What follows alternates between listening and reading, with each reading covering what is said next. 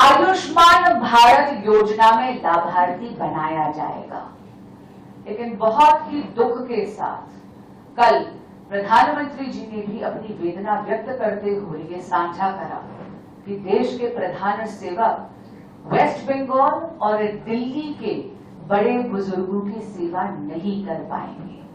वो इसलिए क्योंकि ये दोनों राज्य सरकारें द्वेष की राजनीति करते हैं।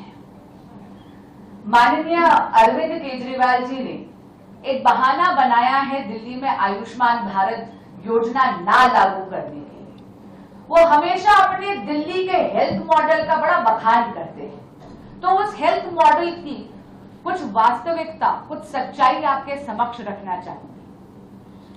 सितंबर 2023 को दिल्ली का एक नागरिक जिसको हिप रिप्लेसमेंट सर्जरी की जरूरत थी, उसने दिल्ली सरकार, आम आदमी पार्टी सरकार से आर्थिक मदद मांगी, लेकिन उसकी गुहार किसी ने नहीं सुनी। इसलिए वो दिल्ली हाईकोर्ट जाते हैं।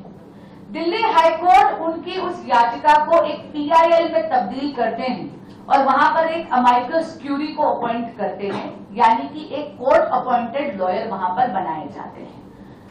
कोर्ट अपॉइंटेड लॉयर ये कहते हैं, एक रिपोर्ट देते हैं और दिल्ली में चल रही दिल्ली आरोग्य कोष योजना की सच्चाई दिखाते हैं।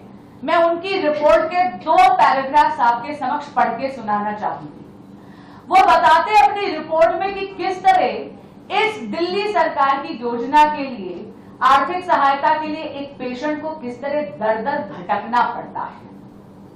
In the facts of the case, it can be seen that the process of procuring financial assistance under Delhi Arogya Kosh scheme of government of NCT of Delhi is extremely harassing for the patients, since they are made to run from pillar to post in order to obtain various certificates from various authorities even before they could submit their application to the patient welfare cell of Directorate of Health Services under the government of NCT of Delhi.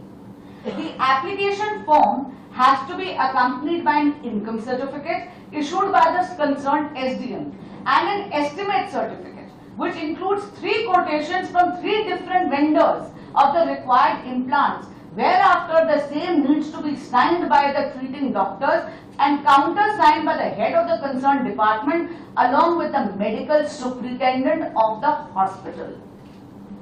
इसी तरह आपको याद होगा कि इस particular case में Delhi high court ने ये गंभीर स्थिति देखते हुए कमेटी का गठन करा था। मई में उस कमेटी ने अपनी रिकमेंडेशंस दे दी, लेकिन कहते हैं ना, यदि नियत हो तो नियति भी बदलती है। पर माननीय अरविंद केजरीवाल जी और आम आदमी पार्टी सरकार की काम करने की नियत ही नहीं है, इसलिए मई की दी हुई वो रिकमेंडेशंस आज तक उन्होंने इंप्लीमेंट नहीं करी, लागू नहीं करी।